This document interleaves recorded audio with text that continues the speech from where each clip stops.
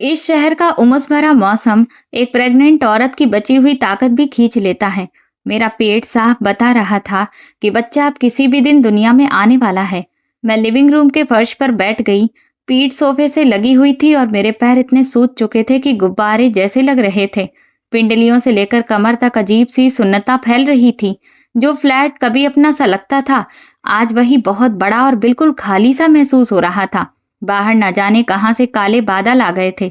उन्होंने शाम की बची हुई रोशनी भी ढक ली और देखते ही देखते तेज बारिश शुरू हो गई। बारिश की बूंदें बालकनी के शीशों से टकरा रही थी और पूरे घर में एक अजीब सा शोर गूंज रहा था। अभी 2 घंटे पहले ही आर्यन यहीं था। वो जल्दी जल्दी अपना सूटकेस खींच रहा था और बार बार अपना पासपोर्ट और फ्लाइट टिकट चेक कर रहा था। मेरी डिलीवरी की डेट सिर पर थी और ऐसे वक्त पर उसे जाते देख मेरा दिल बहुत भारी हो गया। मैंने धीरे से उसकी शर्ट का किनारा पकड़ा और कांपती आवाज में कहा कि मुझे अच्छा नहीं लग रहा है। पेट बार बार टाइट हो रहा है। क्या तुम अपने बॉस से बोलकर कुछ दिन के लिए ये ट्रिप पोस्टपोन नहीं कर सकते? लेकिन आर्यन ने मेरी बात को ऐसे ही टाल दिया। उसकी आंखों में जल्दी और प्रमोशन पाने का सपना साफ दिखाई दे रहा था। उसने कहा कि अरे यार, ये प्रोजेक्ट बहुत बड़ा है। अगर ये मौका हाथ से निकल गया तो असिस्टेंट डायरेक्टर बनने का सपना भी चला जाएगा। उसने मुझे समझाया कि बेकार की टेंशन मत लो। माँ ने तुम्हारी देखभाल करने का वादा किया है। अगर कुछ भी हो तो बस माँ को फोन कर देना। मैं उसे दरवाजे तक छोड़ने गई। जैसे ही लिफ्ट बंद हुई और उसकी परछाई नजरों से ओझल हुई, मेरी आंखों से आंसू निकल पड़े। इस घर का एक एक कोना मैंने अपने हाथों से सजाया था, हल्के रंग के पर्दों से लेकर बालकनी में रखे छोटे छोटे पौधों तक। लेकिन आज जब मुझे उसकी सबसे ज्यादा जरूरत थी, उसने अपने करियर को चुन लिया। बाहर बारिश और तेज हो गई थी। मैंने आंखें बंद कर ली और अपने पेट में पल रहे बच्चे को शांत करने के लिए गहरी सांस लेने लगी। मेरे बच्चे, डरना मत, माँ तुम्हारे साथ है। मैंने फोन उठाया और अपनी सास दमयंती को कॉल करने लगी कि आखिर वो कब तक आएंगी। सुबह जब आर्यन घर पर था तब उन्होंने फोन करके कहा था कि वो अपनी बहू के लिए कुछ हेल्दी चीजें बनाकर ला रही हैं और जल्दी ही पहुंच जाएंगी। मेरा और मेरी सास दमयंती का रिश्ता कभी अच्छा नहीं रहा। वो बहुत ही चालाक, दबंग और पैसों को सबसे ऊपर रखने वाली औरत थी। लेकिन इस हालत में मेरे पास कोई दूसरा सहारा भी नहीं था। मेरे मम्मी पापा गांव में रहते थे और इस वक्त फसल कटाई का सीजन चल रहा था। मैं उन्हें बिना किसी बड़ी वजह के परेशान नहीं करना चाहती थी। लेकिन अजीब बात यह थी कि मैंने लगातार 3 बार कॉल किया और तीनों बार सिर्फ घंटी बजती रही। किसी ने फोन नहीं उठाया। मैंने खुद को समझाया कि शायद वो रास्ते में होंगी और फोन सुन नहीं पा रही होंगी। यही सोचकर मैं धीरे धीरे खुद को संभालते हुए किचन में गई ताकि अपने लिए मैगी बना सकूं। किचन की खिड़की ठीक से बंद नहीं थी और बारिश की ठंडी बूंदें अंदर तक आ रही थीं। पूरे घर में ऐसा सन्नाटा था कि अकेलापन और ज्यादा महसूस हो रहा था। अचानक मुझे शादी के शुरुआती दिन याद आ गए। उस वक्त आर्यन मेरा कितना ख्याल रखता था। मेरी हर छोटी बड़ी बात पर ध्यान देता था। पता नहीं कब रिश्ते की गर्माहट खत्म हो गई और रिश्ते में इतनी ठंडक आ गई। तभी मेरे पेट के निचले हिस्से में फिर से हल्का सा दर्द उठा। मैं एकदम से घबरा गई। मेरे हाथ से चम्मच नीचे गिर गया। क्या ये लेबर पेन की शुरुआत थी? मैं जल्दी से टेबल का सहारा लेकर खड़ी हो गई और दर्द कम होने का इंतजार करने लगी। मेरे दिमाग में एक के बाद एक डरावने ख्याल आने लगे। अगर आज रात ही डिलीवरी शुरू हो गई तो? अगर सास समय पर नहीं पहुंची तो? अगर मुझे इस मूसलाधार बारिश में अकेले टैक्सी करके हॉस्पिटल जाना पड़ा तो? जितना मैं सोच रही थी उतना ही मेरा दिल घबराता जा रहा था। ऐसा लग रहा था जैसे मैं किसी लंबी सड़क पर बिल्कुल अकेली चल रही हूँ और मेरे अपने लोग बहुत दूर खड़े हैं। उधर मैं अपने फ्लैट में दर्द और अकेलेपन से लड़ रही थी और इधर पुराने शहर में सास के घर का माहौल किसी पिकनिक जैसा था। मुझे क्या पता था कि जैसे ही उनका बेटा काम के लिए निकला, उन्होंने भी अपनी पूरी ट्रिप का प्लान फाइनल कर लिया था। सास लिविंग रूम के बीचों बीच खड़ी थी, दोनों हाथ कमर पर रखे हुए और सबको जल्दी करने के लिए बोल रही थी। पूरे 7 लोगों का परिवार, जिसमें उनके पति शेखर, छोटी बेटी ईशानी और बड़ी बेटी तनीषा, अपने पति विशाल और दोनों बच्चों के साथ शामिल थे। सब अपने अपने रंग बिरंगे सूटकेस लेकर बहुत एक्साइटेड थे। सब लोग 4 रात और 5 दिन की सिंगापुर ट्रिप पर जाने के लिए एयरपोर्ट निकलने की तैयारी कर रहे थे। इस ट्रिप की बुकिंग सास दमयंती ने पिछले महीने ही चुपचाप कर ली थी। ईशानी, जो थोड़ी नखरेबाज और कामचोर किस्म की लड़की थी, शीशे के सामने खड़ी अपना मेकअप ठीक कर रही थी। उसने माँ से पूछा, माँ, आपको बिल्कुल डर नहीं लग रहा कि तान्या भाभी की अचानक डिलीवरी होगी तो हम सब ऐसे ही चले जा रहे हैं? सास ने होंठ सिकोड़ते हुए हाथ हवा में घुमाया, जैसे इस बात की कोई कीमत ही ना हो। उन्होंने कहा, आजकल डिलीवरी डॉक्टर ही कराते हैं, हॉस्पिटल में सब हो जाता है। घर पर बैठकर बहू की चीखें सुनने से अच्छा है थोड़ा घूम फिर लिया जाए। फिर उन्होंने ताना मारते हुए कहा कि मैं तो अपना दिमाग फ्रेश करने जा रही हूँ, यहाँ रहकर सिर्फ टेंशन ही मिलेगी। मेरे ससुर शेखर हमेशा की तरह चुप रहे। वो अपनी पत्नी की हर बात मानने वाले इंसान थे। उन्होंने बिना एक शब्द बोले अपना बैग उठाया और गाड़ी की तरफ चल दिए। एक बार भी ये नहीं पूछा कि उनकी बहू कैसी है, जो कभी भी बच्चे को जन्म दे सकती है। तनीषा और उसका पति विशाल भी अपने शॉपिंग प्लान और वहां मिलने वाले खाने को लेकर ज्यादा एक्साइटेड थे। किसी को भी मेरी जरा सी चिंता नहीं थी, जबकि मैं उसी परिवार का बच्चा अपनी कोख में लिए बैठी थी। लेकिन सास की चाल सिर्फ मुझे अकेला छोड़ने तक सीमित नहीं थी। जब सब लोग सामान टैक्सी में रख रहे थे तो वो अचानक रुक गई और बोली कि तुम लोग चलो, मैं एक जरूरी चीज भूल गई हूँ, अभी लेकर आती हूँ। वो वापस घर के अंदर गई, लेकिन अपने कमरे में नहीं, सीधे लिविंग रूम के कोने में रखी लकड़ी की अलमारी के पास पहुंची और वहां से एक भूरा लिफाफा निकाला जो अच्छी तरह सील किया हुआ था। उस वक्त उनके चेहरे पर बहुत ही खतरनाक और चालाक मुस्कान थी। उनकी आंखें सिकुड़ गई थीं, जैसे कि उन्होंने अपनी किसी बड़ी साजिश का सबसे जरूरी कदम पूरा कर लिया हो। उन्होंने वो लिफाफा अपने हैंडबैग में रखा और तेजी से बाहर निकल गईं, जैसे परिवार के पास जा रही हों। लेकिन जैसे ही वो सबकी नजरों से दूर हुईं, उन्होंने तुरंत दूसरी टैक्सी रोकी और सीधे मेरे अपार्टमेंट की तरफ निकल पड़ी। उन्होंने सबको यही बहाना बताया कि गांव में कोई बहुत जरूरी काम आ गया है, इसलिए उन्होंने बाद वाली फ्लाइट बुक कर ली है। परिवार वाले पहले निकल जाएं, वो बाद में एयरपोर्ट पहुंच जाएंगी। उनकी हंसी मजाक की आवाजें बाहर हो रही बारिश से भी ज्यादा तेज थीं। पूरे परिवार को लेकर टैक्सी निकल गई और अपने साथ उन रिश्तेदारों की बेफिक्री भी ले गई। उसके थोड़ी देर बाद सास दूसरी तरफ चली गई। उन्होंने अपना छोटा सा हैंडबैग इतनी कसकर पकड़ रखा था जैसे उसमें कोई बहुत बड़ा राज छिपा हो। रात के करीब 8 बजे जब बारिश थोड़ी हल्की हो गई और सिर्फ पेड़ों के पत्तों से बूंदें टपक रही थी, तभी मुझे दरवाजे का लॉक खुलने की आवाज सुनाई दी। मुझे लगा सास वापस आ गई हैं। मैं खुश होकर उन्हें रिसीव करने के लिए उठी। हाँ, वो वही थी, लेकिन इस बार वो बहुत ज्यादा जल्दी में लग रही थी। अपने वादे के मुताबिक वो ना तो दलिया लाई थी और ना ही कोई हेल्दी खाना। उनके कंधे पर बस वही छोटा सा हैंड बैग था और चेहरे पर ऐसा एक्सप्रेशन था जैसे वो कोई गलत काम करके आई हो। घर के अंदर आते ही उन्होंने मुझे सोफे पर थका हुआ लेटा देखा और बोली कि मैं कमरे में जाकर लेट जाऊं ताकि हवा ना लगे। फिर उन्होंने कहा कि आर्यन निकल चुका है, वो बस थोड़ी देर के लिए मुझे देखने आई थी, लेकिन अब गांव में एक जरूरी काम आ गया है, इसीलिए उन्हें आज रात ही निकलना पड़ेगा। वो बहुत धीमी आवाज में बात कर रही थी।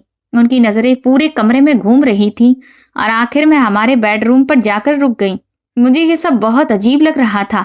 वो तो हमेशा ऊंची आवाज में बोलती थी, फिर आज इतनी घबराई हुई और बेचैन क्यों थी? उन्होंने मुझसे कहा कि मैं यहीं बैठी रहूं। वो कमरे से तकिया लेकर आती हैं ताकि मैं आराम से लेट सकूं। इतना कहकर वो तेजी से हमारे बेडरूम में चली गई।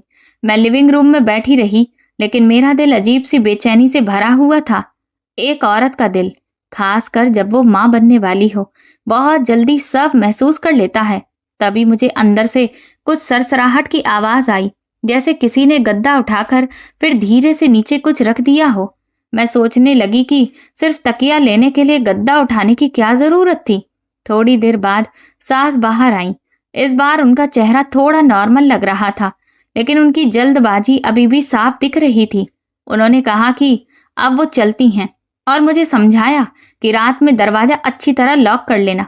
अगर कोई दिक्कत हो तो पड़ोसियों को फ़ोन कर देना या खुद टैक्सी करके हॉस्पिटल चली जाना, क्योंकि वो गांव जा रही हैं और पता नहीं कब वापस आएंगी। मैं उन्हें दरवाजे से बाहर जाते हुए देखती रही, लेकिन मेरे मन में बहुत बड़ा शक पैदा हो चुका था।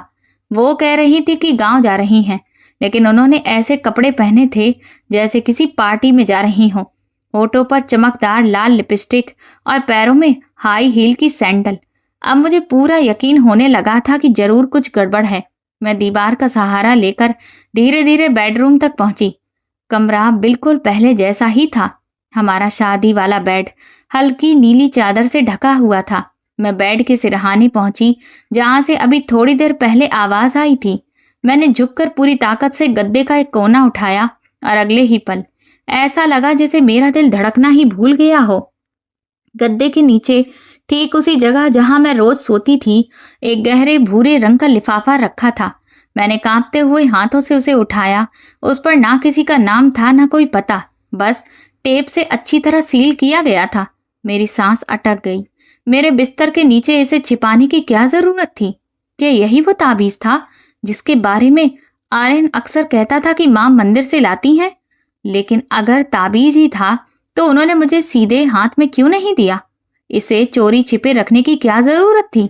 मैंने लिफाफा हाथ में लेकर महसूस किया कि उसके अंदर कुछ मोटे कागज हैं। मेरे अंदर एक अजीब सा डर बैठने लगा। मैंने सोचा अभी इसी वक्त इसे खोल दूं, लेकिन मेरे हाथ इतने ज्यादा कांप रहे थे कि मैं कुछ कर ही नहीं पा रही थी। मैं बेड के किनारे बैठ गई और उस लिफाफे को ऐसे देखती रही जैसे उसके अंदर कोई खतरनाक राज छिपा हो। दिल के किसी कोने में मुझे महसूस हो रहा था कि अगर मैंने इसे खोल लिया तो शायद मेरी जिंदगी फिर कभी पहले जैसी नहीं रहेगी। मैं काफी देर तक वहीं बैठी रही। वो भूरा लिफाफा मेरे दिमाग पर किसी भारी पत्थर की तरह दबाव बना रहा था। एक के बाद एक सवाल मेरे दिमाग में घूम रहे थे। आखिर सास क्या करने वाली थी? उन्हें ये सब इतनी चोरी छिपे क्यों करना पड़ा? अगर मैंने वो आवाज ना सुनी होती तो शायद मुझे इस लिफाफे के बारे में तब तक पता भी नहीं चलता जब तक बहुत देर ना हो जाती। मैंने लिफाफे को देखा, फिर खिड़की के बाहर उस गहरी रात को देखा जो पूरे शहर को अपने अंदर समेट चुकी थी। तभी मेरे दिमाग में एक आइडिया आया। अगर वो इसे मुझसे छिपाना चाहती थी तो इसका मतलब साफ था कि वो नहीं चाहती थी कि मुझे इसकी भनक भी लगे, और अगर उनका इरादा मुझे नुकसान पहुंचाने का था तो मैं चुप बैठकर उसका इंतजार नहीं कर सकती थी। मैं उठी और लिविंग रूम के कोने में रखे पुराने अखबारों के ढेर के पास गई। वहां से कुछ पीले पड़ चुके अखबार निकाले और कैंची से उन्हें बिल्कुल उसी साइज में काट लिया जितने अंदर वाले कागज थे।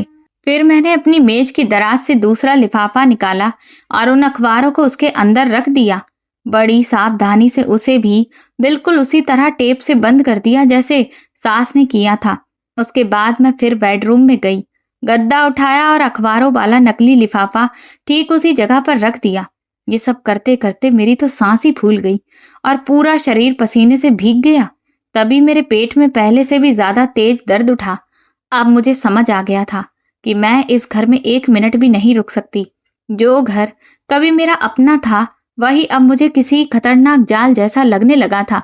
मैंने जल्दी जल्दी अपने कुछ कपड़े और बच्चे के लिए रखा हुआ जरूरी सामान एक छोटे से बैग में रखा। ज्यादा सामान नहीं लिया ताकि किसी को शक ना हो। असली लिफाफा मैंने अपने हैंडबैग में रख लिया। फिर दरवाजा बंद किया और धीरे धीरे बाहर गलियारे में निकल आई। इस वक्त मेरा हर कदम दर्द से भरा हुआ था, लेकिन वहां से निकल जाने की जिद मुझे हिम्मत दे रही थी। मैं नीचे लॉबी में पहुंची और एक टैक्सी बुला ली। ड्राइवर ने मेरा बड़ा सा पेट देखकर घबराकर पूछा कि क्या हॉस्पिटल जाना है? मैंने सिर हिलाकर मना कर दिया और जितना हो सके शांत होकर उससे कहा कि मुझे शहर के बाहर मेरे गांव छोड़ दें। ड्राइवर ने अंधेरी रात की तरफ देखा और मुझे अकेले देखकर थोड़ा झिझका, लेकिन मेरे चेहरे का फैसला देखकर उसने बिना कुछ कहे गाड़ी स्टार्ट कर दी। टैक्सी रात के अंधेरे को चीरते हुए आगे बढ़ने लगी। शहर की चमकती रोशनियां पीछे छूटती जा रही थीं। मैं पिछली सीट पर बैठी अपना हैंडबैग कसकर पकड़े खिड़की के बाहर देख रही थी। कुछ घंटों के बाद हेडलाइट की रोशनी में धान के खेत दिखाई देने लगे और खिड़की की हल्की सी दरार से मिट्टी और पकी हुई फसल की खुशबू अंदर आने लगी। पता नहीं क्यों मेरा दिल धीरे धीरे हल्का होने लगा। आगे जो भी होने वाला था, लेकिन एक बात तय थी कि मैं अपने पेट में पल रहे बच्चे की हर कीमत पर रक्षा करूंगी। जब मैं अपने मम्मी पापा के घर पहुंची तो बरामदे में से आती गरम पीली रोशनी दिखाई दी। पापा चाय पी रहे थे और माँ सुबह बाजार ले जाने के लिए सब्जियां तैयार कर रही थी। आधी रात को अपनी बेटी को इतने बड़े पेट और सिर्फ एक हैंडबैग के साथ अचानक सामने देखकर दोनों घबराकर बाहर दौड़ पड़े। जैसे ही मैंने माँ का परेशान चेहरा देखा, वैसे ही पूरे दिन से अंदर दबा हुआ डर, गुस्सा और बेइज्जती सब आंसुओं से बनकर बाहर निकल आया। मैं बिल्कुल एक छोटे बच्चे की तरह माँ से लिपटकर फूट फूट कर रोने लगी और मेरा दूसरा हाथ अब भी उस हैंडबैग को कसकर पकड़े हुए था, जिसके अंदर सास का सबसे खतरनाक राज छिपा हुआ था। माँ मुझे घर के अंदर ले गईं। उन्होंने मुझे एक कप गरम अदरक वाली चाय दी। चाय पीने के बाद जब मैं थोड़ा संभली, तब मैंने अपना हैंडबैग खोलने की हिम्मत की। मम्मी और पापा मेरे सामने बैठे थे। दोनों के चेहरे पर टेंशन और बेचैनी साफ दिख रही थी। मैंने कांपते हाथों से वो लिफाफा बाहर निकाला और छोटी कैंची से उसका ऊपरी हिस्सा धीरे से काट दिया। अंदर रखे सारे कागज लकड़ी की मेज पर फैल गए। सबसे ऊपर जो पेपर था वो सीपीएम नाम के एक प्राइवेट क्लिनिक का मेडिकल सर्टिफिकेट था। उस पर मेरा नाम साफ लिखा था, तान्या, उम्र भी। और जैसे ही मेरी नजर बीमारी वाले कॉलम पर गई, मेरे पूरे शरीर में सिहरन दौड़ गई। उसमें लिखा था पैरानॉइड, सिजोफ्रेनिया, प्रेगनेंसी के दौरान डिप्रेशन, डिलीवरी के बाद गंभीर डिप्रेशन का हाई रिस्क, जिससे खुद को और दूसरों को नुकसान पहुंचाने जैसी हरकतें हो सकती हैं। साथ में इमोशनल डिसऑर्डर के लक्षण और आगे लगातार निगरानी और जांच की जरूरत भी लिखी थी। नीचे क्लिनिक की लाल मोहर लगी थी और किसी ऐसे डॉक्टर के साइन थे जिसका नाम मैंने जिंदगी में कभी नहीं सुना था। मम्मी ने वो कागज उठाया, उसे बार बार पढ़ा और फिर कांपती आवाज में पूछा, ये सब क्या है बेटी? लोग तुम्हें पागल क्यों साबित करना चाहते हैं? मेरे मुंह से एक शब्द भी नहीं निकला। गला पूरी तरह भर चुका था। मैंने दूसरा कागज खोला। इस बार वो प्रॉपर्टी और पैसों के अधिकार छोड़ने वाला शपथ पत्र था। उसमें लिखा था कि मेरी मानसिक हालत ठीक नहीं है, इसलिए मैं अपनी मर्जी से अपना अपार्टमेंट और 50 लाख रुपए की बचत का पूरा कंट्रोल अपनी सास को दे रही हूँ। आगे ये भी लिखा था कि अगर मुझे लंबे इलाज के लिए कहीं भर्ती होना पड़े तो मेरे होने वाले बच्चे की देखभाल और उसकी परवरिश का पूरा अधिकार भी मेरी सास के पास रहेगा। मैं बिल्कुल सुन्न पड़ गई। मुझे अपनी आंखों पर भरोसा नहीं हो रहा था। ये कोई गलतफहमी नहीं थी। ये बहुत सोच समझकर रची गई बेहद खतरनाक और घटिया साजिश थी। मेरी सास चाहती थी कि बच्चा पैदा होते ही मुझे पागल खाने भेज दिया जाए, ताकि वो मेरी सारी प्रॉपर्टी और वो सब कुछ हड़प ले जो मैंने और मेरे पति ने सालों की मेहनत से कमाया था। वो मेरा बच्चा भी मुझसे छीन लेना चाहती थी, जिसे मैं इतनी तकलीफ सहकर इस दुनिया में लाने वाली थी। अब मुझे समझ आ गया कि आर्यन की अचानक आई बिजनेस ट्रिप और पूरे परिवार का जाना कोई इत्तेफाक नहीं था। उन्होंने जानबूझकर मुझे घर में अकेला छोड़ने का पूरा इंतजाम किया था। शायद इसके बाद वो ऐसा ड्रामा करते कि सबको लगे मैं सच में पागल हूँ। फिर इन्हीं कागजों के दम पर मुझे जबरदस्ती अस्पताल में भर्ती करवा देते। उस नकली लाल मोहर को देखकर साफ समझ आ गया कि ये सब तैयारी उन्होंने बहुत पहले से कर रखी थी। मेरे अंदर अचानक इतना गुस्सा उठा कि मेरा सारा डर उसी में दब गया। मैंने अपने माता पिता की तरफ देखा। दोनों सीधे साधे किसान थे और अपनी समधन की ऐसी घटिया सोच देखकर हैरान थे।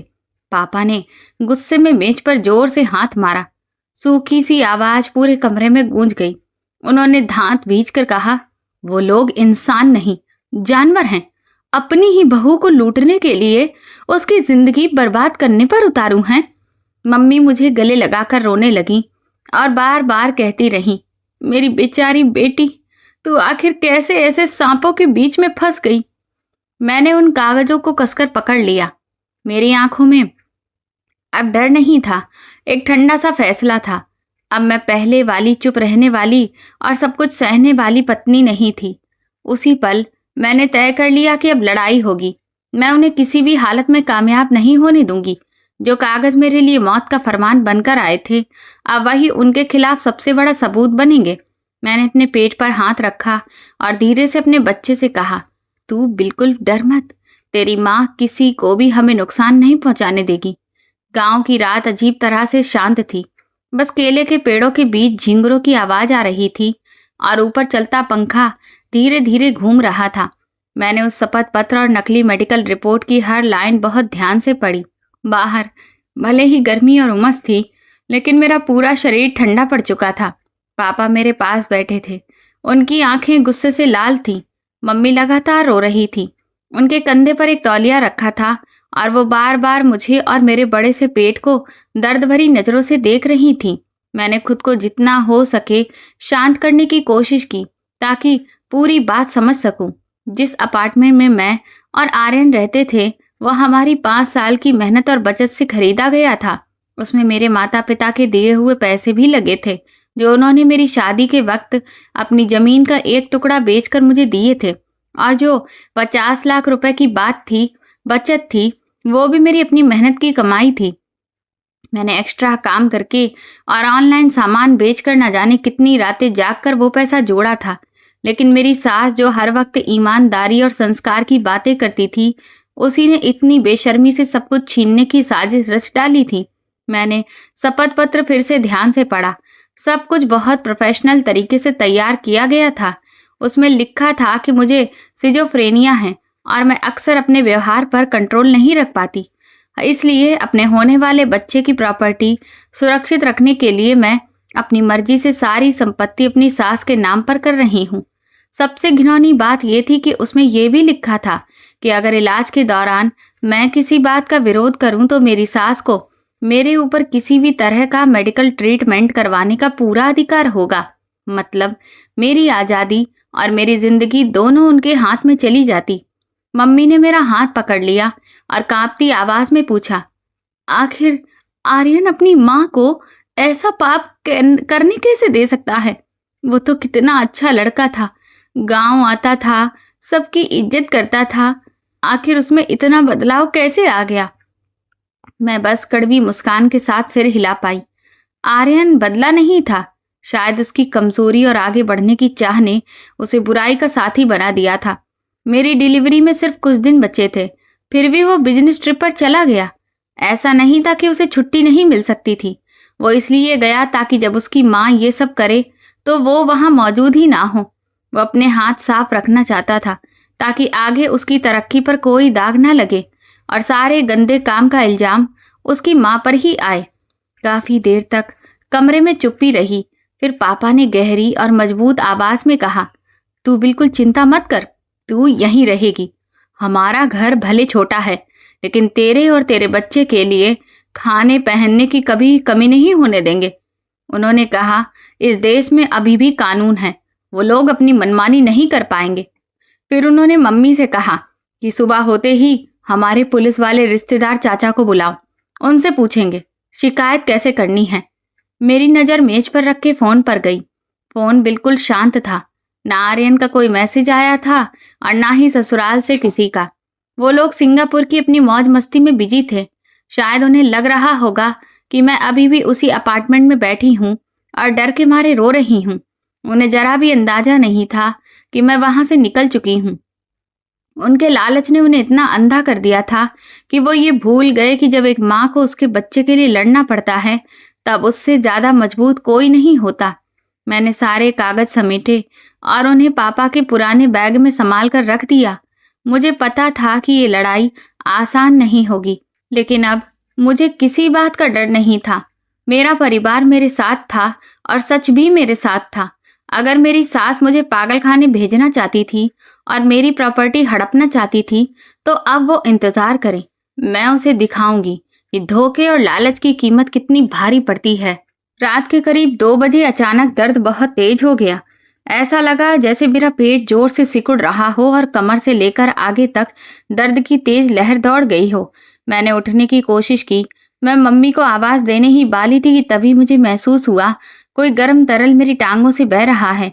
मैं समझ गई मेरी पानी की थैली फट चुकी है। मैंने धीरे से कहा, माँ। दर्द की वजह से मेरी आवाज कांप रही थी। मम्मी की नींद बहुत हल्की थी। मेरी आवाज सुनते ही वो तुरंत उठ गई। उन्होंने लाइट जलाई और भागकर मेरे पास आ गई। पापा भी जाग गए। उन्होंने जल्दी से अपनी पुरानी मोटरसाइकिल निकाली ताकि जन कल्याण अस्पताल जाकर एम्बुलेंस बुला सकें। पूरा गांव गहरी नींद में था। बस हवा चल रही थी और बांस के पेड़ों से सरसराहट की आवाज आ रही थी। मम्मी गर्म पानी तैयार कर रही थी, साथ ही मेरी पीठ सहला रही थी और बार बार मुझे हिम्मत दे रही थी। वो कह रही थी, गहरी सांस लो बेटी, खुद को शांत रखो, सब ठीक होगा, बच्चा आराम से पैदा होगा। इमरजेंसी लैंप की हल्की रोशनी में जब मैंने अपनी माँ का थका हुआ चेहरा देखा तो मेरी आंखों में आंसू आ गए। अगर आज मैं शहर में होती, अगर वक्त रहते वहां से निकल नहीं पाती, तो शायद मुझे ये सब अकेले उन ठंडी दीवारों के बीच झेलना पड़ता। मम्मी ने मेरा हाथ कसकर पकड़ लिया। उनकी मेहनत से सख्त हुई हथेलियों ने मुझे एक नई ताकत दे दी। मैंने उसी वक्त खुद से वादा किया कि मुझे अपने बच्चे के लिए और अपने लिए मजबूत बनना होगा। मैं हार नहीं मान सकती, क्योंकि अगर मेरे साथ कुछ भी हुआ तो वो लोग अपनी साजिश में कामयाब हो जाएंगे। दर्द अब और भी बढ़ता जा रहा था। ऐसा लग रहा था जैसे मेरे पूरे शरीर में कोई सुइयां चुभो रहा है। मैंने अपने होंठ कसकर भींच लिए ताकि मेरे मुंह से जोर की चीख ना निकले और मम्मी पापा और ज्यादा परेशान ना हो जाएं। लगभग आधे घंटे बाद जन कल्याण अस्पताल की एम्बुलेंस आ गई, जिसे मेरे पापा ने पहले ही बुला लिया था। डॉक्टर और नर्सों ने जल्दी से मुझे एम्बुलेंस में शिफ्ट किया। मेरी माँ पहले से नवजात बच्चे के लिए तैयार किया हुआ बैग उठा लाई। जाते जाते उन्होंने पापा से कहा कि वो घर पर ही रहें और कोई भी खबर होगी तो तुरंत फोन कर दें। एम्बुलेंस की नीली और लाल लाइटें लगातार चमक रही थीं। मैं स्ट्रेचर पर लेटी हुई सड़क के दोनों तरफ पीछे छूटते पेड़ों को देख रही थी। मुझे अपने पेट में अपने बच्चे की धड़कन महसूस हो रही थी, जैसे वो भी मेरे साथ इस दुनिया में आने के लिए पूरी ताकत लगा रहा हो। लेबर रूम में पहुंचते ही दवाइयों और कीटाणुनाशक, तेज गंध और ऊपर जल रही सफेद लाइटों ने मुझे थोड़ा असहज कर दिया। डॉक्टरों ने चेक किया और बताया कि गर्भाशय 6 सेंटीमीटर खुल चुका है और अब तुरंत डिलीवरी की तैयारी करनी होगी। मेरी माँ को दरवाजे के बाहर ही रोक दिया गया, लेकिन दरवाजे की छोटी सी दरार से मैं उन्हें इधर उधर टहलते हुए देख पा रही थी। उनके दोनों हाथ जुड़े हुए थे और वो लगातार भगवान से प्रार्थना कर रही थी। इतने दर्द के बीच भी मुझे अंदर से एक अजीब सी शांति महसूस हो रही थी। अब ना मुझे आर्यन याद आ रहा था और ना ही अपनी चालाक सांस। मेरे मन में बस मेरा बच्चा था और उसके साथ एक नई जिंदगी शुरू करने की चाह थी। हर लेबर पेन मुझे पूरी तरह से तोड़ दे रहा था। माथे से पसीना बहकर बालों तक पहुंच रहा था। डॉक्टर बार बार मुझे हिम्मत दे रहे थे और कह रहे थे कि हिम्मत रखो, बच्चे का सिर दिखाई देने लगा है। मैंने अपनी बची हुई पूरी ताकत लगा दी, अपनी सारी सांसें और अपना सारा प्यार उसी पल में समेट दिया। तभी अचानक शरीर हल्का सा महसूस हुआ और अगले ही पल पूरे कमरे में एक जोरदार रोने की आवाज गूंज उठी। मैंने राहत की लंबी सी सांस ली और मेरी आंखों से खुशी के आंसू निकल पड़े। मेरा बच्चा उन लोगों के बीच इस दुनिया में आया था जो सच में उससे प्यार करते थे, ऐसी जगह जहां किसी धोखे की कोई जगह नहीं थी। डॉक्टर मेरी बच्ची को मेरी तरफ लेकर आए। उसका चेहरा लाल था, उसके काले चमकदार बाल थे और उसके छोटे छोटे हाथ हवा में हिल रहे थे। उसे देखते ही मुझे लगा जैसे पिछले कई दिनों का हर दर्द, हर बेइज्जती एक पल में खत्म हो गई हो। वो भगवान का दिया हुआ सबसे अनमोल तोहफा थी और वही मेरे लिए इंसाफ की लड़ाई लड़ने की सबसे बड़ी वजह भी थी। मैंने उसका नाम श्रेया रखा। नाम बहुत सिंपल था, लेकिन उसमें मेरी बेटी के लिए मेरी सारी दुआएं छिपी थीं। मैं चाहती थी कि उसकी जिंदगी हमेशा सुकून से भरी रहे, हर मुश्किल के सामने भी उसका मन शांत रहे। मुझे नहीं चाहिए था कि वो बहुत अमीर बने, मैं बस चाहती थी कि वो ईमानदार और दयालुता से जिए जो उसके पिता के परिवार ने बहुत पहले खो दी थी। श्रेया मेरी गोद में आराम से सो रही थी। उसके छोटे छोटे होंठ कभी कभी ऐसे हिलते जैसे वो कोई प्यारा सा सपना देख रही हो। मेरी माँ अपने नातिन को देखकर अपने आंसू नहीं रोक पाई। उन्होंने कहा कि देखो तो, बच्ची की नाक बिल्कुल अपनी माँ पर गई है और उसकी आंखें अपने नाना जैसी काली और चमकदार हैं। अगली सुबह मेरे पापा भी अस्पताल पहुंच गए। वो मेरे बेड के पास खड़े हुए और उन्होंने बहुत प्यार से अपनी नातिन के छोटे से पैर को छुआ। मुस्कुराते हुए बोले कि ये बच्ची बहुत फुर्तीली है और आगे चलकर जरूर बहुत समझदार और मजबूत लड़की बनेगी। गांव के उस छोटे से अस्पताल का कमरा परिवार के प्यार से भरा हुआ था। आसपास जो लोग अपने मरीजों से मिलने आए थे, वो भी मेरे पास हालचाल पूछने आ जाते। कोई संतरे दे जाता तो कोई दूध का डिब्बा। हमारे गांव के लोग ऐसे ही होते हैं। उनके पास भले ज्यादा पैसा ना हो, लेकिन दिल बहुत बड़ा होता है। ये सब देखकर मेरी आंखें भर आईं। मुझे शहर वाला वो बड़ा और मॉडर्न अपार्टमेंट याद आया, जहां हर तरह की सुविधा थी। एसी था, लकड़ी का फर्श था, लेकिन इंसानियत बिल्कुल नहीं थी। अस्पताल में रहते हुए मैंने अपना पूरा समय अपनी बेटी की देखभाल करने और आगे क्या करना है यही सोचने में बिताया।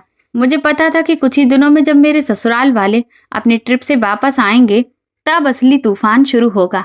वो मुझे ढूंढेंगे, उन्हें लिफाफा बदलने वाली साजिश का पता चलेगा और फिर वो मुझे चैन से नहीं रहने देंगे। मैंने सोती हुई श्रेया को देखा और मन ही मन खुद से कहा कि अब मुझे पहले से भी ज्यादा मजबूत बनना होगा। अब मैं सिर्फ अपने लिए या पैसों और घर के लिए नहीं लड़ रही थी। सबसे जरूरी बात यह थी कि मुझे अपनी बेटी को एक साफ और सुरक्षित माहौल देने का हक बचाना था। मेरी माँ मेरे लिए पौष्टिक दलिया और ताजी हरी सब्जियां बनाकर लाती थी। वो कहती थी कि अच्छे से खाओ, ताकि बच्ची को दूध पिलाने की ताकत भी रहे और दुश्मनों से लड़ने की हिम्मत भी। माँ उन्हें हमेशा दुश्मन ही कहती थी और वो बिल्कुल सही थी। उन्होंने धोखे से मेरे खिलाफ जंग शुरू की थी और अब मैं सच और कानून के दम पर उसका जवाब देने वाली थी। मैंने पापा से कहा कि वो उस सीपीएम क्लिनिक के बारे में पूरी जानकारी निकालें। पापा ने बताया कि कस्बे में इसी नाम का एक छोटा सा प्राइवेट क्लिनिक है और उसका मालिक मेरी सास का पुराना जानकार है। धीरे धीरे सारी बातें एक तस्वीर की तरह साफ होने लगीं, जिसमें अंधेरा भी था और उजाला भी।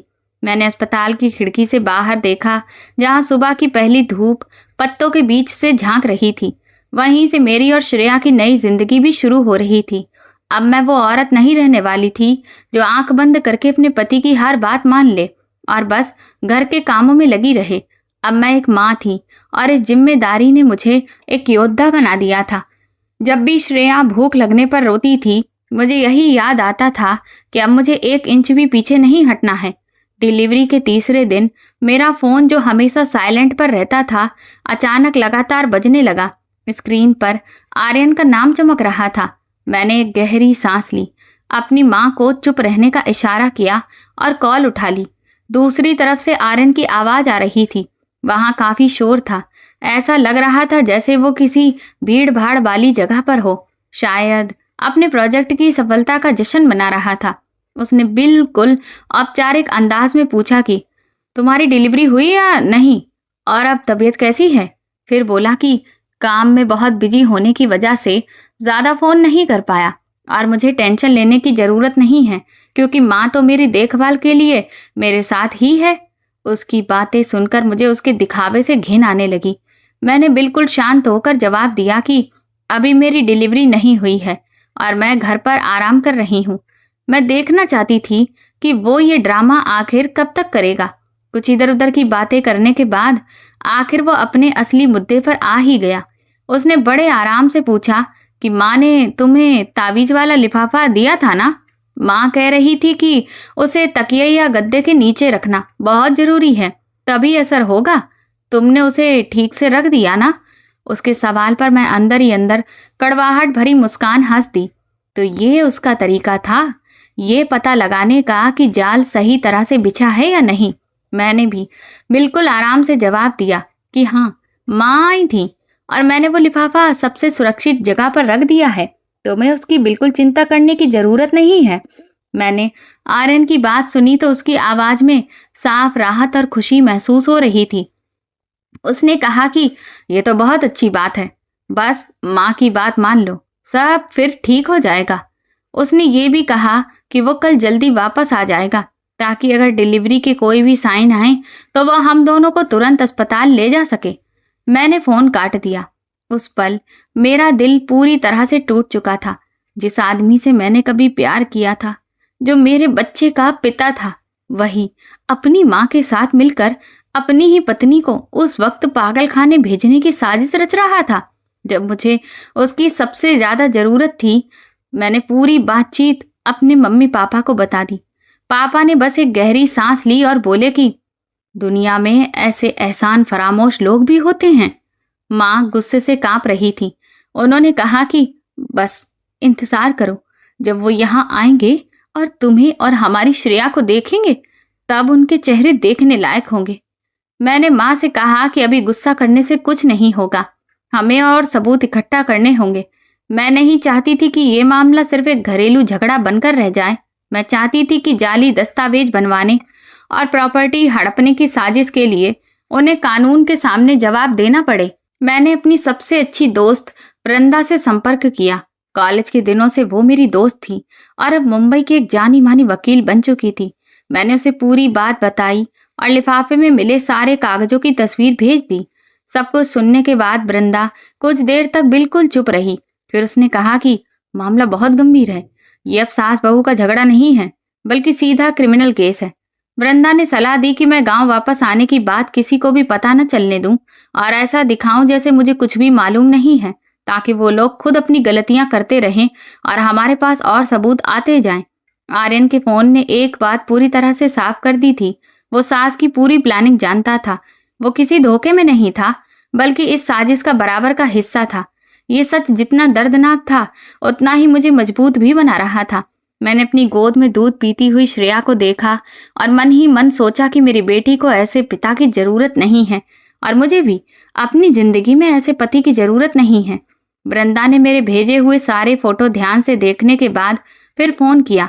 उसने कहा कि सबसे पहले सीपीएम क्लिनिक की कानूनी मान्यता और उस डॉक्टर की पहचान पता करनी होगी जिसने उस मानसिक जांच वाली रिपोर्ट पर साइन किए हैं।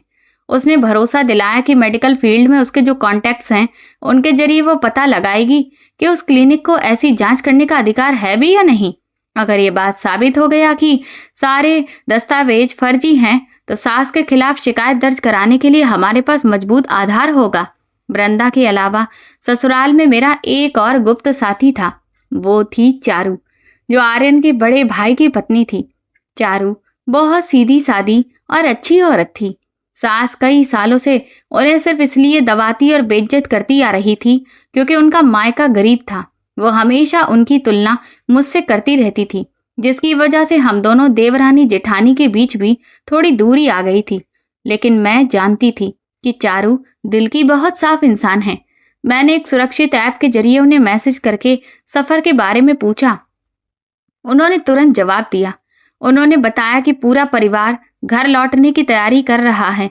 उनके मैसेज से ही साफ लग रहा था कि वो बहुत डरी हुई हैं।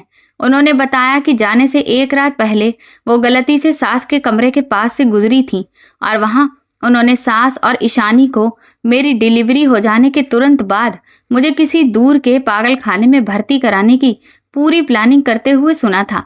सास ईशानी से ये भी कह रही थी कि काम पूरा हो जाने के बाद वो उसे इतनी बड़ी रकम देंगी कि वो आराम से नई कार खरीद सके। चारू ने कहा कि वो बहुत डरी हुई है, लेकिन किसी से कुछ कहने की हिम्मत नहीं जुटा पा रही है क्योंकि उन्हें डर है कि सास उन्हें घर से निकाल देगी। उनके मैसेज पढ़कर मुझे थोड़ा सुकून मिला कि उस घर में अभी भी कोई ऐसा इंसान है जो मेरे बारे में सोचता है। मैंने उनका शुक्रिया अदा किया और उनसे कहा कि घर पहुंचने के बाद वो सास और आर्यन की हर अगली चाल पर नजर रखें। चारू तुरंत तैयार हो गई। उन्होंने कहा कि अब वो भी इस गलत और घटिया हरकत को और नहीं सह सकती। उधर वृंदा ने मुझे एक और बड़ी खबर दी। उसने बताया कि उसे सास के घर में पहले काम कर चुकी एक नौकरानी से एक ऑडियो रिकॉर्डिंग मिली है। उस नौकरानी को सास ने बिना तनख्वाह दिए ही घर से निकाल दिया था, इसीलिए वो आज तक उनसे नाराज थी।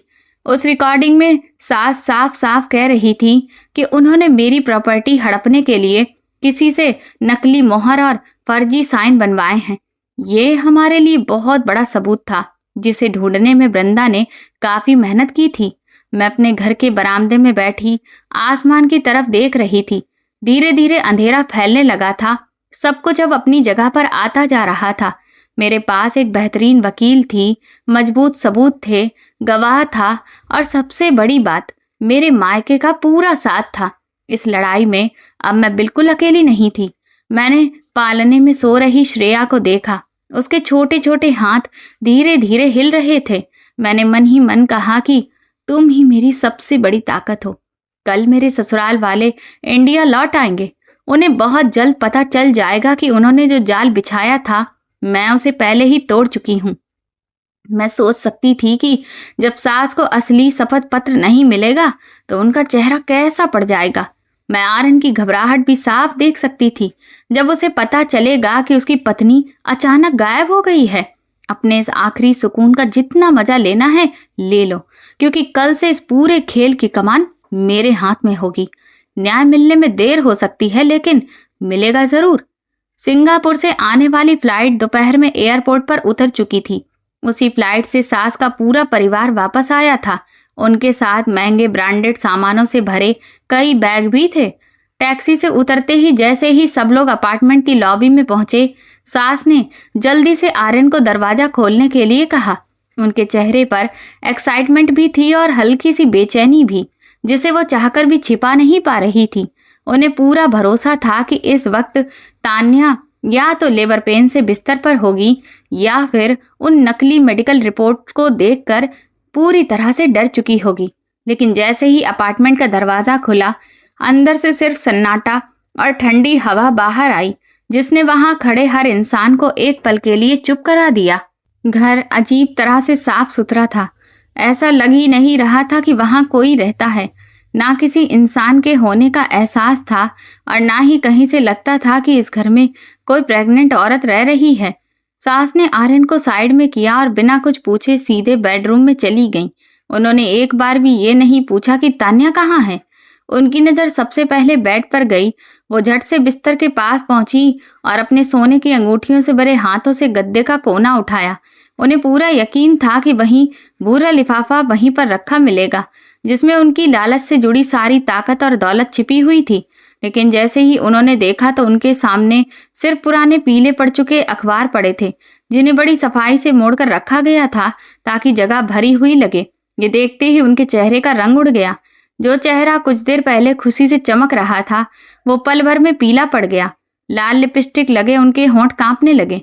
उन्होंने गुस्से में अखबारों को फर्श पर फेंक दिया और पागलों की तरह पूरा गद्दा उलट पुलट डाला, लेकिन असली लिफाफा कहीं नहीं मिला।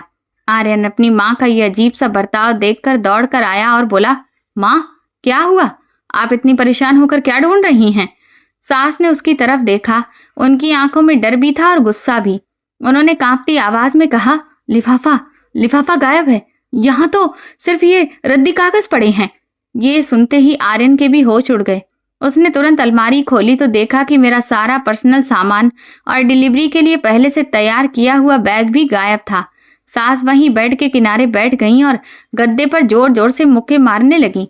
फिर चिल्लाकर बोली, अभी अभी इसी वक्त तान्या को फोन लगा और पूछ पूछ वो कहाँ गई है और इस वक्त क्यों गायब हो गई। आर्यन ने घबराकर फोन निकाला। उसके हाथ इतने कांप रहे थे कि कई बार गलत नंबर डायल हो गया। आखिर जब सही नंबर लगाया तो सामने से सिर्फ मशीन की आवाज आई कि ये नंबर फिलहाल उपलब्ध नहीं है। मेरी इस खामोशी ने पूरे परिवार का सारा कॉन्फिडेंस एक पल में खत्म कर दिया। तभी उन्हें एहसास हुआ कि जिस शिकार को वो अपने जाल में फंसाने की तैयारी कर रहे थे, वो तो बहुत पहले ही निकल चुका था और जाते जाते सबसे जरूरी चीज भी बदल गया था। ईशानी दरवाजे पर खड़ी आराम से च्युइंगम चबा रही थी। घर का माहौल देखकर वो धीरे से बोली, लगता है भाभी को सब कुछ पता चल गया था, इसीलिए वो पहले ही भाग गईं। ये सुनते ही सास और भड़क गईं। उन्होंने ईशानी को डांटते हुए चुप रहने को कहा और आर्यन को हर हाल में मुझे ढूंढने का हुक्म दे दिया। उन्हें इस बात की बिल्कुल चिंता नहीं थी कि उनकी प्रेग्नेंट बहू इस वक्त अकेली कहाँ होगी। उन्हें सिर्फ उस लिफाफे की फिक्र थी जो मैं अपने साथ ले गई थी। अगर वो कागजात अधिकारियों के हाथ लग गए तो जेल या अस्पताल मुझे नहीं बल्कि उन्हें जाना पड़ेगा। पूरा दिन वो घर जो सफर से लौटने के बाद आराम की जगह होना चाहिए था, शक और डर का मैदान बन गया। आर्यन ने अपने सभी जानने वालों को फोन किया, दोस्तों से लेकर मेरे ऑफिस के लोगों तक सबको पूछा, लेकिन किसी को नहीं पता था कि मैं कहाँ हूँ। जितनी देर तक मेरा कोई पता नहीं चला, सास उतनी ही बेचैन होती गई। आखिर वो फर्श पर लेटकर रोने लगी और कहने लगी कि इस घर की तो किस्मत ही खराब है जो ऐसी चालाक बहू मिली। लेकिन उनके दिल के अंदर एक असली डर बैठ चुका था। अब उन्हें समझ आ गया था कि उन्होंने उस सीधी सादी मेहनती लड़की को बहुत हल्के में ले लिया था। अगली सुबह जब पूरा परिवार मेरा कोई पता न मिलने की वजह से परेशान बैठा था, तभी आर्यन के काम वाले ऐप पर एक अनजान मैसेज आया। उसमें अस्पताल के बेड पर लेटे एक गोरे गुलाबी से बच्चे की फोटो थी। साथ में मेरी पुरानी सहकर्मी का छोटा सा मैसेज लिखा था, पिता बनने की बहुत बहुत बधाई आर्यन। तुम्हारी पत्नी ने गांव के अस्पताल में एक बेटे को जन्म दिया है। वो बिल्कुल तुम्हारी तरह दिखता है। असल में ये उसकी सहकर्मी की एक बहुत बड़ी गलतफहमी थी। उसने उसी वार्ड में भर्ती दूसरी तान्या नाम की औरत के बच्चे की दूसरी फोटो भेज दी थी, लेकिन आर्यन इतना परेशान था कि उसने एक बार भी ये चेक करने की कोशिश नहीं की कि बात सही है या नहीं। उसने वो फोटो अपनी माँ को दिखाई। बच्चे की तस्वीर देखते ही सास की आंखें चमक उठी, जैसे कि उन्हें कोई खजाना मिल गया हो। कल तक जो डर और मायूसी उनके चेहरे पर थी, वो एक पल में गायब हो गई। वो खुशी से उछल पड़ी और बोली, यही है, यही तो हमारे परिवार का असली वारिस है। फिर फोटो की तरफ उंगली दिखाकर बोली, इसका माथा देखो, इसकी थोड़ी देखो, सब कुछ हमारे खानदान पर गया है, इसमें जरा भी शक नहीं है। पोते की चाहत उनके सिर पर इतनी ज्यादा चढ़ चुकी थी कि कुछ देर के लिए वो गायब लिफाफे की बात भी भूल गईं। उनका पूरा रवैया बदल गया। उन्होंने आर्यन से कहा, अब यहाँ बैठकर रोने धोने से कुछ नहीं होगा। उन्हें पूरा यकीन था कि बेटा होने की वजह से ही मैं इतनी हिम्मत दिखाकर अपने गांव चली गई हूँ, ताकि ससुराल वालों को अपनी अहमियत दिखा सकूं। उन्होंने पूरे परिवार के सामने ऐलान कर दिया कि अभी इसी वक्त सबको तान्या के गांव चलना होगा, ताकि उनके जिगर के टुकड़े यानी उनके पोते को शहर वापस लाया जा सके। फिर उन्होंने ईशानी और अपने बड़े बेटे से कहा कि एक बार बच्चा उनके हाथ में आ गया तो तान्या खुद ही सारे कागजात और प्रॉपर्टी उनके नाम करने पर मजबूर हो जाएगी, क्योंकि दुनिया की कोई भी माँ अपने बच्चे से बढ़कर कुछ नहीं चाहती, और हर माँ यही चाहती है कि उसके बच्चे का भविष्य सबसे अच्छा हो। लालच और बेटा ही सब कुछ है वाली पिछड़ी सोच ने सास को पूरी तरह से अंधा कर दिया था। उन्होंने एक बार भी ये नहीं सोचा कि फोटो सच है भी या नहीं, या फिर तान्या आखिर चुप क्यों है। बस तुरंत घर में सबको फल, मिठाइयाँ और गिफ्ट तैयार करने के लिए कहने लगी। लेकिन ये सब अपनी बहू के लिए नहीं था, जो अभी अभी माँ बनी थी।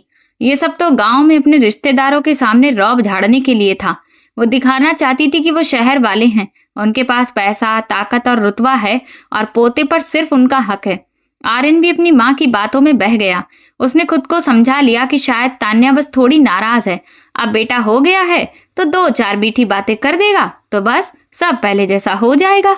उसे बिल्कुल भी अंदाजा नहीं था कि छोटे से गांव में उसकी पत्नी ने उनके स्वागत के लिए कुछ और ही सोच रखा है। वो अपनी माँ, बहन और 2 दबंग रिश्तेदारों को लेकर गाड़ी से निकल पड़ा। ये वही लोग थे जिन्हें सास मायके बालों पर दबाव बनाने के लिए साथ लाई थी। सब सीधे शहर के बाहरी इलाके की तरफ बढ़ गए। पूरे रास्ते सास बस इसी बात में लगी रही कि पोते का नाम क्या रखेंगी और उसका पहला बर्थडे कितना शानदार करेंगी, ताकि पूरा मोहल्ला देखता रह जाए। उन्होंने आर्यन को ये भी समझाया कि जैसे ही पोता घर आए उसी शपथ पत्र के हिसाब से घर अपने नाम करवा लेना। अगर तान्या साइन करने से मना करे तो बच्चे का सहारा लेकर उसे डराना। उस वक्त सास की बेरहमी अपनी सारी हदें पार कर चुकी थी। उन्होंने अपने ही पोते को अपने लालच का हथियार बना लिया था। काले रंग की बड़ी सी 7 सीटों वाली गाड़ी मेरे पापा के घर के बाहर आकर रुकी और पूरे रास्ते पर धूल उड़ गई। सबसे पहले सास नीचे उतरी।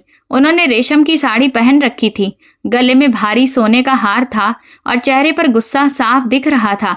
हालांकि होठों पर जबरदस्ती मुस्कान लाने की कोशिश कर रही थी।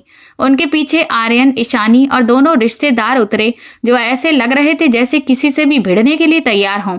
घर का कोई बाहर आए उसका इंतजार किए बिना ही सास ने खुद गेट खोला और सीधे आंगन में घुस गई। उनकी तेज आवाज पूरे घर में गूंज गई। समधी जी कहाँ हैं? मेरी बहू ने पोते को जन्म दिया है और हमें खबर तक नहीं दी। हमें इतनी दूर से खुद यहाँ आना पड़ा। मेरे पापा आंगन में बैठकर अपना काम कर रहे थे। उन्होंने सबको देखा, आराम से उठे, अपने कपड़ों की धूल झाड़ी और अंदर आने के लिए कहा। वो उनके गुस्से और बदतमीजी से बिल्कुल भी नहीं घबराए, क्योंकि उन्हें पता था कि उस कमरे के पीछे उनकी बेटी सब तैयार करके बैठी है। जैसे ही सब आंगन में पहुंचे, सास कुर्सी पर बैठने की बजाय बीच कमरे में खड़ी हो गईं और कमरे की तरफ इशारा करते हुए मेरी माँ से बोली कि उनका वारिस बाहर लाओ। शर्मा परिवार का पोता शर्मा परिवार में ही रहेगा। इस छोटे से गांव में बच्चा क्या ठीक से बड़ा होगा? मेरी माँ ने उनकी तरफ बड़े अफसोस से देखा और बोली कि थोड़ा शांत रहिए, तान्या अभी अभी माँ बनी है, बहुत कमजोर है, आराम से बात कीजिए। ईशानी भी तुरंत अपनी माँ का साथ देते हुए बोली, भाभी भी कमाल करती हैं, पूरे घर को परेशान करके रख दिया है और अब पोते को ऐसे छिपा रही हैं जैसे कि कोई खजाना हो। फिर उसने ऊंची आवाज में आर्यन से कहा कि इतना सीधा बनने की जरूरत नहीं है, जाओ और अपने बेटे को लेकर आओ, कहीं ऐसा ना हो कि मायके वाले उसे अपना ही समझ कर रख लें। उस छोटे से घर का माहौल मेरे ससुराल वालों की बदतमीजी और घमंड से भारी हो चुका था। उन्होंने मेरे मायके वालों की इतनी बेइज्जती की कि सामान्य तमीज तक भूल गए। सास के साथ आए दोनों रिश्तेदार भी अजीब हरकतें करने लगे। वो पूरे घर में इधर उधर घूमने लगे, हर कमरे में झांकने लगे जैसे किसी से हिसाब वसूलने आए हों। मेरे पापा फिर भी पूरे धैर्य से बोले कि पहले बैठकर चाय पी लीजिए, फिर आराम से बात करेंगे। लेकिन सास ने चाय का कप एक तरफ धक्का मार दिया और चाय मेज पर फैल गई। वो बोली कि वो यहाँ चाय पीने नहीं आई हैं, वो अपने पोते को लेने और तान्या का मामला हमेशा के लिए खत्म करने आई हैं। फिर उन्होंने साफ कह दिया कि अगर पोते को बाहर नहीं लाया गया तो वो पुलिस बुलाकर कहेंगी कि मायके वालों ने बच्चा अगवा कर लिया है। उनकी ये बेशर्मी देखकर मैं जो अंदर कमरे में बैठी थी अंदर तक घिन से भर गई। मैंने श्रेया को अपनी गोद में और कसकर पकड़ लिया और उसकी दूध की खुशबू को गहरी सांस के साथ महसूस किया ताकि खुद को हिम्मत दे सकूं। मुझे पता था कि अब सामने जाने का वक्त आ चुका है। मैं अपने मम्मी पापा की और बेइज्जती नहीं होने दे सकती थी। मैं उठी, अपनी बेटी के कपड़े ठीक किए और धीरे धीरे कमरे के दरवाजे की तरफ बढ़ गई। आंगन में बैठे सब लोगों की नजरें एकदम मेरी तरफ घूम गईं। थोड़ी देर पहले जो चीख पुकार मची हुई थी, उसके बाद अब पूरा माहौल एकदम शांत हो गया था। मुझे देखते ही आर्यन मेरे पास आया और मेरा हाथ पकड़ने की कोशिश करने लगा, लेकिन मैं तुरंत एक कदम पीछे हट गई और उसके छूने से खुद को बचा लिया। इस वक्त उसके चेहरे पर थकान साफ नजर आ रही थी, लेकिन उसकी आंखों में वही पुरानी चालाकी अब भी दिख रही थी। उसने एक बार भी ये नहीं पूछा कि डिलीवरी के दौरान मुझे कितना दर्द हुआ, ना ही उस मुश्किल वक्त में मुझे अकेला छोड़ने के लिए माफी मांगी। उसने आते ही सबसे पहले कहा, इतनी सेल्फिश मत बनो, माँ को अपने पोते से बहुत प्यार है, वो बस उसे देखने के लिए बेचैन थी, इसीलिए थोड़ा गुस्सा हो गई। तुम्हें बड़ों की फीलिंग्स समझनी चाहिए। फिर उसने मुझे समझाने की कोशिश की कि शहर में अच्छी मेडिकल फैसिलिटी है। उसने बच्चे के लिए पहले से ही एक प्राइवेट क्लिनिक में कमरा बुक कर रखा है। उसने ये भी कहा कि अगर मुझे वो ताबीज वाला लिफाफा पसंद नहीं है तो वो माँ से कहकर वापस रखवा देगा, लेकिन सबसे पहले मुझे माँ की बात माननी होगी और बच्चे को लेकर घर चलना होगा। जिस आदमी के साथ मैंने कभी पूरी जिंदगी बिताने के सपने देखे थे, आज उसे देखकर मुझे सिर्फ तरस आ रहा था। वो अपनी माँ और अपनी पत्नी के बीच खड़ा जरूर था, लेकिन सही और गलत का साथ देने के लिए नहीं, बल्कि अपनी पत्नी को माँ के सामने झुकाने के लिए। मैंने सीधा उसकी आंखों में देखा और पूछा, क्या तुम्हें पता भी है कि तुम्हारी माँ मेरे साथ क्या करने वाली थी? उसने मेरी तरफ देखने से बचते हुए कहा, पुरानी बातें भूल जाओ, अब हमारे पास एक बच्चा है, हमें उसके लिए जीना चाहिए। उसने तो यहाँ तक कह दिया कि माँ ने जो कुछ भी किया वह हमारे बच्चे के भविष्य और प्रॉपर्टी को बचाने के लिए किया था। उन्हें डर था कि मैं डिलीवरी के बाद डिप्रेशन में आकर सब कुछ बर्बाद कर दूंगी। उसकी बहनों की बातें सुनकर तो ये भी साफ हो गया कि मुझे पागल खाने भेजने वाली माँ की पूरी साजिश में वो भी बराबर का शामिल था। सास वहीं पास में खड़ी थी। आर्यन की इतनी लंबी बातें सुनकर उनका सबर जवाब दे गया। उन्होंने आर्यन से कहा कि आगे बढ़ और बच्चा ले ले। इस औरत से पूछने की क्या जरूरत है जो बिना बताए ही भाग गई थी। फिर वो मेरी तरफ देखकर जोर से बोली, अगर थोड़ी भी समझ है तो बच्चा मुझे दे दे और बाकी बचे हुए कागजों पर साइन कर दे। मैं तुझ पर एहसान करके तुझे जीने का मौका दे दूंगी, नहीं तो तेरे पागल होने की कहानी सब जगह फैला दूंगी। आर्यन की कमजोरी ही सास की सबसे बड़ी ताकत बन चुकी थी। वो वहीं खड़ा रहा, उसके हाथ नीचे लटके हुए थे। उसने अपनी माँ को अपनी पत्नी की बेइज्जती करने से रोकने की एक बार भी कोशिश नहीं की। वो बस खड़ा होकर देखता रहा जब सास और उनके साथ दो रिश्तेदार मेरी तरफ बढ़ने लगे। यहाँ तक कि जब सास मेरे हाथ से बच्चा छीनने के लिए आगे बढ़ी तब भी आर्यन ने बस इतना कहा, बच्चा थोड़ी देर के लिए माँ को दे दो, वो उसका कुछ नहीं करेंगी, डरने की जरूरत नहीं है। उसकी बात सुनकर मेरे मुंह से कड़वी हंसी निकल गई, ऐसी हंसी जिसमें उस इंसान के लिए सिर्फ नफरत थी जिसे कभी मैंने अपना पति और अपनी बेटी का पिता माना था। मैंने अपनी बेटी को और कसकर सीने से लगा लिया और अपने पापा के पीछे आकर खड़ी हो गई। फिर मैंने आर्यन और सास की तरफ देखकर कहा, आज के बाद ना तुम मेरे पति हो और ना ही आप मेरी सास। मैंने साफ कह दिया कि मैं कहीं नहीं जाने वाली और मेरी बेटी उस धोखे और झूठ से भरे घर में कभी कदम नहीं रखेगी। ये मेरी बात सुनकर आर्यन पूरी तरह हैरान रह गया, जबकि सास का गुस्सा 7वें आसमान पर पहुंच गया। वो ऐसे बौखला गई जैसे किसी ने उन्हें कोने में घेर लिया हो।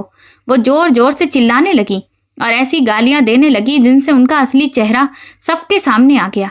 जब उन्होंने देखा कि मैं अपनी बात से पीछे नहीं हट रही हूं तो उन्होंने अपना आपा खो दिया। वो मेरी तरफ झपटी और चिल्लाई, मेरा वारिस मुझे दे। मैंने बिना घबराए आराम से एक तरफ कदम रखा और धीरे से अपनी बेटी के ऊपर पड़ा शॉल हटा दिया। फिर मैंने सीधा सास की आंखों में देखकर बिल्कुल शांत आवाज में कहा, जरा ध्यान से देख लीजिए, ये बेटा नहीं बेटी है, मेरे मम्मी पापा की नातिन है, यहां कोई वारिस नहीं है। सास वहीं रुक गई। उनकी नजरें मेरी बेटी श्रेया पर जम गईं। जैसे ही उन्हें समझ आया ये लड़की है, उनका गुस्से से लाल चेहरा एकदम पीला पड़ गया। आर्यन ने उन्हें जो लड़के वाली फोटो दिखाई थी वो सिर्फ एक बहुत बड़ी गलतफहमी निकली। उनके साथ पूरे परिवार के चेहरे पर मायूसी साफ दिखाई देने लगी। सास हकलाते हुए बोली, ये नहीं हो सकता, वो तो लड़का था। मैं मुस्कुराई और कहा, ऊपर वाला सब देखता है, उसने एक बेटे को आपके जैसी दादी के हाथों बड़ा होने से बचा लिया।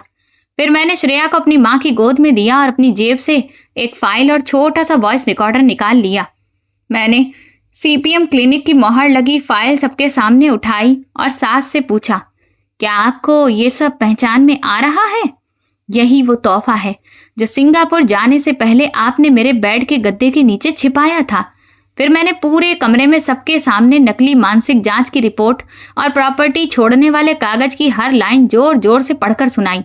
सास का चेहरा पूरी तरह से उतर गया। उन्होंने फाइल छीनने की कोशिश की, लेकिन मेरे पापा ने उन्हें रोक दिया। फिर मैंने वॉइस रिकॉर्डर ऑन कर दिया। उसमें सास की आवाज बिल्कुल साफ सुनाई दे रही थी, जिसमें वो ईशानी के साथ मिलकर मुझे पागल खाने भेजने और घर के साथ 50 लाख रुपए हड़पने की पूरी प्लानिंग कर रही थी। उनके एक एक शब्द ने वहां मौजूद हर रिश्तेदार के चेहरे पर जोरदार तमाचा मार दिया। आर्यन कभी अपनी माँ को देख रहा था तो कभी मुझे। वह हकलाते हुए कुछ सफाई देने की कोशिश करने लगा, लेकिन मैंने हाथ उठाकर उसे वहीं रोक दिया। फिर मैंने वहां मौजूद सभी लोगों के सामने, जिनमें सास के दबंग रिश्तेदार भी शामिल थे, साफ साफ ऐलान कर दिया कि ये सारे सबूत मेरे वकील के पास पहले से सुरक्षित हैं और पुलिस को भेजने के लिए पूरी तरह तैयार हैं। मैंने सास से साफ कह दिया कि उन्होंने नकली मोहर और फर्जी दस्तावेज बनाकर मेरी प्रॉपर्टी हड़पने की साजिश रची है और अब उन्हें इसका जवाब कानून के सामने देना होगा। जैसे ही सास के साथ आए दोनों आदमियों ने पुलिस और केस की बात सुनी, उन्होंने एक दूसरे की तरफ देखा और धीरे धीरे गेट की तरफ खिसकने लगे। उन्हें समझ आ गया था कि इस औरत के चक्कर में पड़कर अपनी जिंदगी खराब करने का कोई मतलब नहीं है। अभी तक घमंड में चूर दिख रही सास अब बुरी तरह कांप रही थी। उनके होंठ तक नीले पड़ गए थे। उन्होंने कभी सपने में भी नहीं सोचा था कि जिस बहू को वो इतना कमजोर समझती थी, वही आज उनके खिलाफ इतनी बड़ी चाल चल देगी। जैसा किया था अब वैसा ही भुगतने का वक्त आ गया था। उनकी प्रॉपर्टी हड़पने की पूरी प्लानिंग बुरी तरह फेल हो चुकी थी और अब ऊपर से जेल जाने का डर भी सिर पर मंडरा रहा था। उन्हें देखकर मुझे खुशी नहीं हुई, बल्कि ऐसे इंसान से घिन आई जो पूरी जिंदगी सिर्फ पैसे और झूठी शान के पीछे भागता रहा। तभी मेरे पापा गांव के मुखिया से लाया हुआ लाउड स्पीकर ऑन कर देते हैं। मैंने पहले ही वरांडा से ऑडियो रिकॉर्डिंग एडिट करवा ली थी और उसमें से सारा बैकग्राउंड नॉइज हटवा दिया था ताकि सास की आवाज बिल्कुल साफ सुनाई दे। रिकॉर्डिंग में उनकी एक एक बात साफ सुनाई दे रही थी। कैसे वो ईशानी के साथ मिलकर मुझे पागल खाने भेजने की प्लानिंग कर रही थी, कैसे घर अपने नाम करवाना चाहती थी और कैसे आर्यन दुनिया के सामने दुखी पति बनने का ड्रामा करेगा। सब कुछ पूरे गांव के सामने बज रहा था। गांव में इतना हंगामा देखकर आसपास के लोग गेट पर इकट्ठा होने लगे। हर तरफ फुसफुसाहट शुरू हो गई। लोग सास के महंगे लेकिन झूठे दिखावे वाले कपड़ों की तरफ इशारा कर रहे थे। गांव के सीधे साधे लोग जो परिवार और रिश्तों की इज्जत करते थे, जब उन्होंने सुना कि एक सास अपनी ही गर्भवती बहू के खिलाफ इतनी गंदी साजिश रच सकती है, तो सबके अंदर गुस्सा भर गया। तभी पड़ोस की एक बुजुर्ग औरत जोर से बोली, ये औरत तो हत्यारिन है, ऐसी सास भी कहीं होती है क्या? सास आंगन के बीचों बीच खड़ी थी। कुछ देर पहले तक जो चेहरा गुस्से से लाल था, अब पूरी तरह सफेद पड़ चुका था, जैसे शरीर से सारा खून निकल गया हो। उन्होंने लाउड स्पीकर बंद करने की कोशिश की, लेकिन मेरे चचेरे भाई ने उन्हें वहीं रोक दिया। आर्यन ने जैसे ही गांव वालों की बढ़ती हुई भीड़ देखी, उसने शर्म से अपना चेहरा ढक लिया। वो धीरे धीरे पीछे हटते हुए अपनी कार की तरफ जाने लगा, क्योंकि अब उसमें किसी की आंखों में आंख डालकर देखने की भी हिम्मत नहीं बची थी। पढ़ा लिखा होने के बावजूद जिसने गलत का साथ दिया था, आज वही सबके सामने टूट चुका था।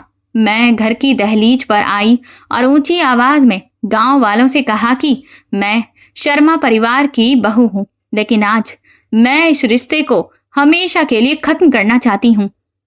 मैंने गांव के मुखिया को वो फर्जी फाइल दिखाई और सबके सामने समझाया कि कैसे सास ने एक प्राइवेट क्लिनिक के साथ मिलकर मुझे पागल साबित करने की साजिश रची ताकि मेरी प्रॉपर्टी हड़प सके। ये सुनते ही गांव वाले और भड़क गए। सब कहने लगे कि ऐसे लोगों को तो तुरंत पुलिस के हवाले कर देना चाहिए ताकि समाज में ऐसे लोगों को सबक मिले। सास अब जोर से बोल भी नहीं पा रही थी। वो बस इतना बड़बड़ाई कि ये हमारे घर का मामला है, तुम लोगों को बीच में बोलने का कोई हक नहीं है। लेकिन उनकी आवाज गुस्से में चिल्ला रही भीड़ के शोर में कहीं दब गई। ईशानी, जो थोड़ी देर पहले तक बहुत अकड़ दिखा रही थी, अब डर के मारे आर्यन के पीछे छिप गई। उसका चेहरा पूरी तरह पीला पड़ चुका था। अब सच सबके सामने आ चुका था।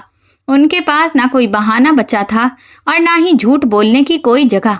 ये सब देखकर मेरे दिल से बहुत बड़ा बोझ उतर गया। अब मुझे इस बात का बिल्कुल डर नहीं था कि लोग एक तलाक लेने वाली औरत के बारे में क्या कहेंगे, क्योंकि आज पूरा गांव मेरे साथ खड़ा था, सच के साथ खड़ा था। मेरे पापा मेरे पास आए और उन्होंने मेरा हाथ कसकर पकड़ लिया, जैसे बिना कुछ कहे ये बता रहे हों कि मैंने बिल्कुल सही किया है। सास जैसी झूठी इज्जत के पीछे भागने वाली औरत के लिए पूरे गांव के सामने मिली ये बेइज्जती किसी भी सजा से ज्यादा बड़ी थी।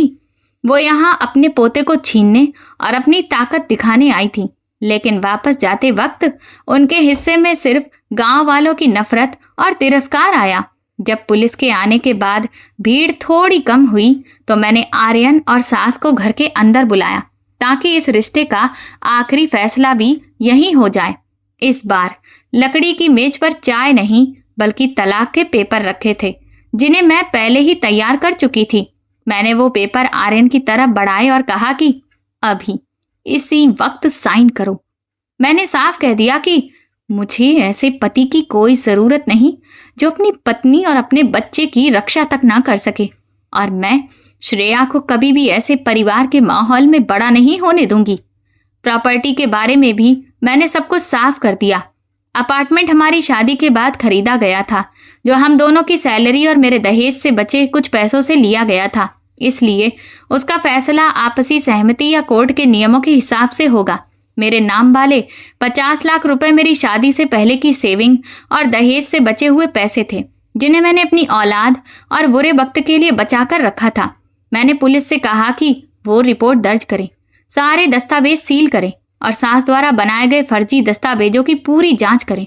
जैसे ही सास ने सुना कि घर का बंटवारा होगा और वो मेरे बैंक अकाउंट को छू भी नहीं सकती, तो उन्होंने फिर से हंगामा करने की कोशिश की। लेकिन जैसे ही उनकी नज़र मेरी ठंडी आंखों और मेरे पास कानूनी दस्तावेज लेकर खड़ी वकील वृंदा पर पड़ी, वो कांपते हुए वहीं बैठ गईं। आर्यन ने कांपते हाथों से पेन उठाया। उसने मेरी तरफ देखा और भारी आवाज में पूछा, क्या इतना सख्त होना जरूरी है?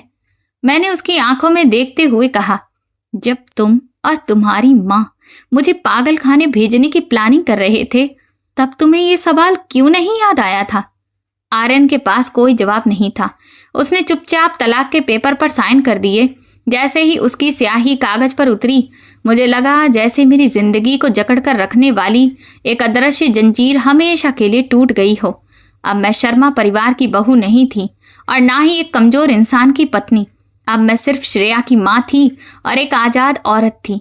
सास अपने बेटे को साइन करते हुए देखकर रोने लगी, लेकिन वो आंसू पछतावे के नहीं थे, बल्कि उस दौलत के थे जो अब हमेशा के लिए उनकी पहुंच से बाहर जा चुकी थी। मैंने उन्हें तुरंत मेरे घर से निकल जाने को कहा।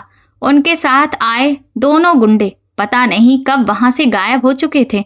आर्यन ने सास को सहारा दिया और उन्हें गाड़ी तक लेकर गया। धूप में उनकी परछाई लंबी जरूर दिख रही थी, लेकिन अंदर से वो दोनों पूरी तरह अकेले और हार चुके थे। ईशानी सबसे पीछे चुपचाप चल रही थी। उसकी सारी अकड़ और घमंड गायब हो चुका था। वो तीनों पड़ोसियों की नफरत भरी नजरों के बीच अपनी गाड़ी में बैठे और वहां से चले गए। मेरे पापा काफी देर तक उस गाड़ी को गांव के पेड़ों के पीछे गायब होते देखते रहे। फिर बोले, अब सब खत्म हो गया।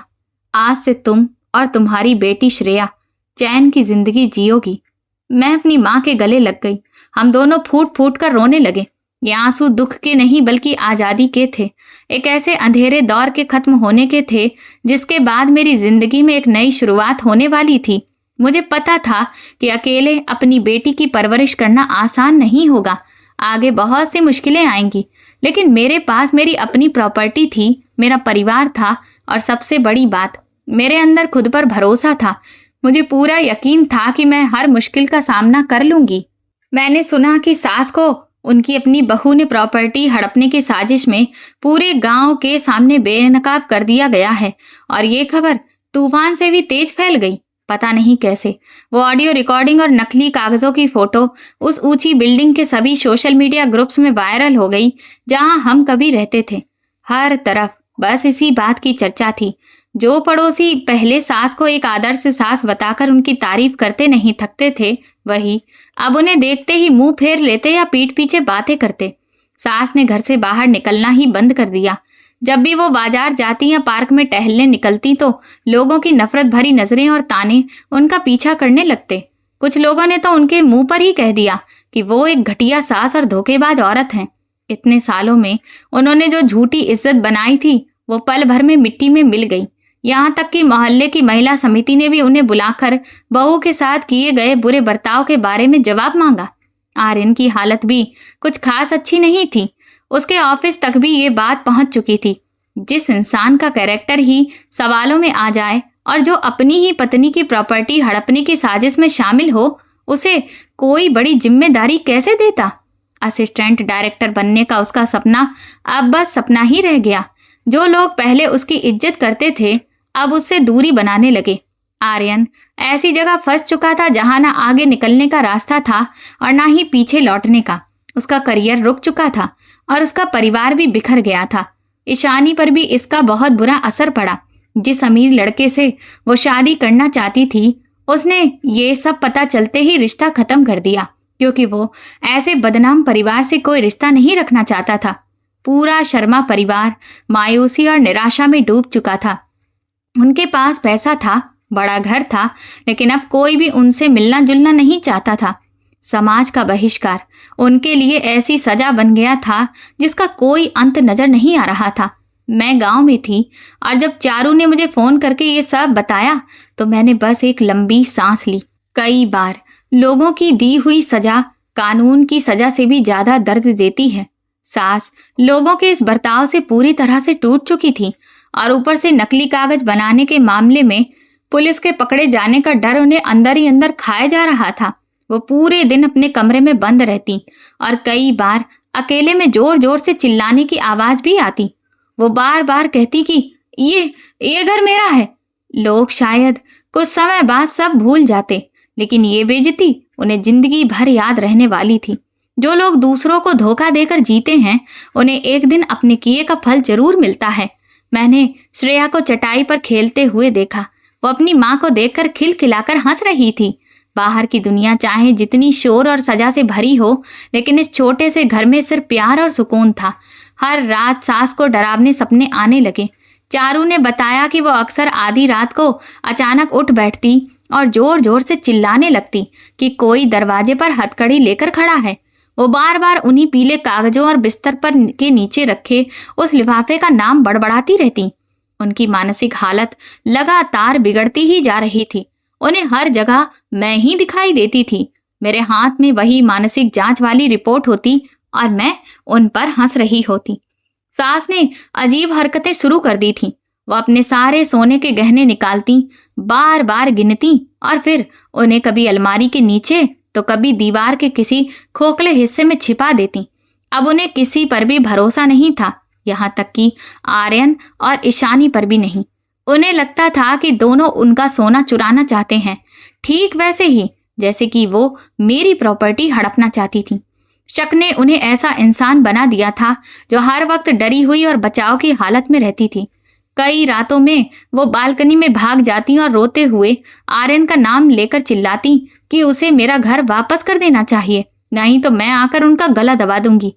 आर्यन भागकर उन्हें अंदर लाता, लेकिन वो उसे खरोंचने लगती और कहती कि वो भी चोर है और लुटेरा है। आर्यन की कमजोरी अब साफ दिखाई देने लगी थी। वो अपनी माँ को संभाल भी नहीं पा रहा था। आखिर उसने उन्हें एक असली मनोचिकित्सक के पास ले गया और सबसे बड़ी विडंबना ये रही कि डॉक्टर ने साफ कहा कि वो बहुत ज्यादा तनाव और जुनून की वजह से मानसिक बीमारी का शिकार हो चुकी हैं। सास का कमरा हमेशा अंधेरे में डूबा रहता। उन्हें रोशनी से भी डर लगने लगा था और फोन की घंटी सुनकर भी वो घबरा जाती थी। जैसे ही कोई पुलिस या पागल जैसा शब्द बोलता, वो सिकुड़कर बिस्तर के नीचे छिप जाती थी। सच तो ये था कि वो सच में उसी जाल में फंसकर पागल हो गई थी जो उन्होंने मेरे लिए बिछाया था। यही उनके कर्मों का तुरंत मिला हुआ फल था। एक ऐसे इंसान के लिए जो अपने ही खून के रिश्ते के साथ इतनी बेरहमी से पेश आया था। अपनी माँ को हर दिन इस हालत में देखते हुए आर्यन को बहुत पछतावा होने लगा, लेकिन अब सब कुछ हाथ से निकल चुका था। वो मुझसे माफ़ी मांगना चाहता था। उसने कई बार फ़ोन करने की कोशिश भी की, लेकिन मैंने उसकी तरफ से आने वाले हर कॉल और हर संपर्क को पहले ही ब्लॉक कर दिया था। वो एक ऐसे घर में रह रहा था जो प्रॉपर्टी से भरा हुआ था, लेकिन उसके लिए वही घर किसी नरक से कम नहीं था। कभी सिंगापुर ट्रिप की हंसी और खुशियों से गूंजने वाला घर अब सिर्फ लंबी सांसों और एक माँ की पागलों जैसी चीखों से भरा हुआ था। लालच की सबसे बड़ी कीमत इंसान की आत्मा का सुकून होता है। सास ने कुछ बेजान कागजों के लिए सारे रिश्ते और सारी इंसानियत बेच दी थी और अब वही कागज उनके दिमाग को अंदर से खा रहे थे। जो औरत कभी बहुत चालाक और दबंग हुआ करती थी, अब बस एक चलता फिरता खाली शरीर बनकर रह गई थी जो पूरे दिन उसी नकली शपथ पत्र की बातें करती रहती थी। उनकी हालत इस बात का सबसे बड़ा सबूत थी कि जैसा करोगे वैसा ही एक दिन भरना पड़ेगा। घटना के पूरे 6 महीने बाद मैंने तलाक की सारी कानूनी प्रोसेस पूरी कर ली और अपार्टमेंट बेचने के बाद मुझे उसका आधा हिस्सा मिल गया। उस पैसे और अपनी सेविंग्स के साथ मैंने फैसला कर लिया कि अब उस शोरगुल वाले शहर में कभी वापस नहीं जाऊंगी। मैंने अपने गांव में ही रहने का सोचा। मम्मी पापा के पुराने घर की मरम्मत करवाई और मेन रोड पर फूलों की एक छोटी सी दुकान खोल ली। उस दुकान का नाम श्रेया रखा, जो मेरी बेटी का नाम भी है और मेरी आने वाली पूरी जिंदगी की सबसे बड़ी उम्मीद भी। हर सुबह मैं जल्दी उठती, बाग से ओस में भीगे ताजे फूल तोड़कर लाती और दुकान सजाती। श्रेया पहले से बड़ी हो गई थी। वो आराम से बैठने लगी थी और अपने नाना नानी के साथ दिन भर हंसती खेलती रहती थी। गांव की जिंदगी भले ही बहुत सादी थी, लेकिन इसमें सुकून था, अपनापन था और सच्ची खुशी थी। अब मुझे किसी साजिश का डर नहीं रहता था। न ससुराल वालों के ताने सुनने पड़ते थे और न किसी की बेवजह दखल अंदाजी झेलनी पड़ती थी। मुझे ऐसा लगने लगा था जैसे मैं फिर से नई जिंदगी जी रही हूँ। मेरा मन पूरी तरह हल्का हो चुका था, जैसे सालों से सीने पर रखा कोई बहुत बड़ा बोझ आखिर उतर गया हो। आर्यन के परिवार के बारे में मुझे इतना पता चला कि सास को आखिरकार मानसिक अस्पताल में भर्ती कराना पड़ा। अब वो किसी को पहचान भी नहीं पाती थी और पूरा दिन अखबार के टुकड़ों को लिफाफे जैसा मोड़कर अपने तकिए के नीचे छिपाती रहती थी। आर्यन और ईशानी बारी बारी से उनकी देखभाल करते थे। उनकी पूरी जिंदगी जैसे वहीं रुक गई थी। आर्यन ने अपनी पुरानी कंपनी की नौकरी भी छोड़ दी थी और अब एक साधारण सी नौकरी कर रहा था। पहले जैसी तरक्की और बड़े सपनों की चाह अब उसमें बिल्कुल नहीं बची थी। वो आज भी कभी कभी वृंदा के अकाउंट के जरिए श्रेया के लिए खर्चे के पैसे भेज देता था, लेकिन मैंने उसे कभी अपनी बेटी से मिलने की इजाज़त नहीं दी। अब मेरे दिल में उनके लिए कोई नफरत नहीं बची थी, क्योंकि मुझे समझ आ गया था कि नफरत सिर्फ इंसान का दिल और भारी कर देती है। इसीलिए मैंने अपने मन का बोझ हल्का करने के लिए उन्हें माफ़ कर दिया, लेकिन वापस कभी नहीं जाऊंगी। इस पूरे अनुभव ने मुझे पहले से कहीं ज़्यादा मजबूत और समझदार बना दिया था। मैंने सीख लिया था कि पैसा आज है तो कल नहीं रहेगा, लेकिन परिवार का प्यार और इंसानियत हमेशा साथ रहती है। आज दोपहर की सुनहरी धूप पके हुए धान के खेतों पर बिखरी हुई थी। मैं श्रेया को गोद में लेकर बरामदे में बैठी थी और उसे खुशबूदार गुलाब के फूलों के साथ खेलते हुए देखकर मुस्कुरा रही थी। मेरे मम्मी पापा कटहल के पेड़ के नीचे बैठकर चाय पी रहे थे। उनकी आंखों में अपनी बेटी और नातिन को सुरक्षित और खुश देखकर जो सुकून था वो साफ नजर आ रहा था। मैं भी मुस्कुरा दी और मुझे लगा जैसे खुशी की एक ठंडी हवा मेरे पूरे शरीर में फैल गई हो। जिंदगी ने अंधेरे का एक दरवाजा हमेशा के लिए बंद कर दिया था और सामने रोशनी, सुकून और नई उम्मीदों से भरी एक नई दुनिया खोल दी थी। मैं श्रेया को एक मजबूत और अच्छे दिल वाली लड़की बनाकर बड़ा करूंगी, ताकि उसे कभी भी वो दर्द और तकलीफें ना झेलनी पड़े जो उसकी माँ ने झेली थी। अब हमारा आने वाला कल सिर्फ हमारे अपने हाथों में था और हम उसे ईमानदारी और मेहनत से बनाएंगे। उस अपार्टमेंट और उन नकली कागजों की पूरी कहानी अब सिर्फ बीते हुए वक्त का हिस्सा बन चुकी थी। अब मेरी दुनिया में सिर्फ परिवार का बेशुमार प्यार और सुकून भरी जिंदगी बची थी।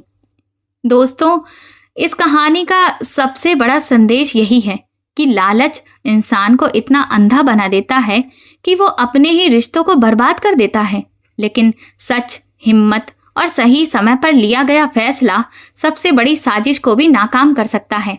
एक माँ जब अपने बच्चे की सुरक्षा के लिए खड़ी होती है तो उससे ज़्यादा मजबूत कोई नहीं होता। रिश्ते भरोसे और इंसानियत से चलते हैं, धोखे और स्वार्थ से नहीं। जो दूसरों के लिए गड्ढा खोदता है, आखिर में उसी में वो खुद गिरता है, जबकि ईमानदारी, आत्मसम्मान और हिम्मत इंसान को हर मुश्किल के बाद नई और बेहतर जिंदगी जीने का मौका देती है। क्या आपकी जिंदगी में भी कोई ऐसा रहा है जिसने आपके साथ धोखा किया? तो दोस्तों, आप किस शहर से हमारी कहानी सुन रहे हैं और आपको ये कहानी पसंद आई हो तो कमेंट करके ज़रूर बताएं। इस वीडियो को लाइक करें, शेयर करें और हाइप दें। साथ ही चैनल को सब्सक्राइब करना ना भूलें। और अगर आपको मेरी मेहनत पसंद आई हो तो मुझे सुपर थैंक्स देकर अपना प्यार और सपोर्ट ज़रूर दिखाएं, ताकि मैं आपके लिए ऐसी ही शानदार कहानियाँ लाती रहूं। ये कहानी पूरी तरह से काल्पनिक है और केवल मनोरंजन व जागरूकता के उद्देश्य से लिखी गई है। कहानी के सभी पात्र, घटनाएं, स्थान और संवाद लेखक की कल्पना पर आधारित हैं। इसका किसी भी व्यक्ति, परिवार, संस्था या वास्तविक घटना से कोई संबंध नहीं है। यदि किसी प्रकार की समानता दिखाई दे तो उसे मात्र संयोग समझा जाए। इस कहानी का उद्देश्य किसी व्यक्ति, समुदाय या रिश्ते की भावनाओं को ठेस पहुंचाना नहीं, बल्कि लालच, धोखे और अन्याय के खिलाफ जागरूकता फैलाना तथा ईमानदारी, आत्मसम्मान और कानून पर विश्वास रखने का संदेश देना है। धन्यवाद।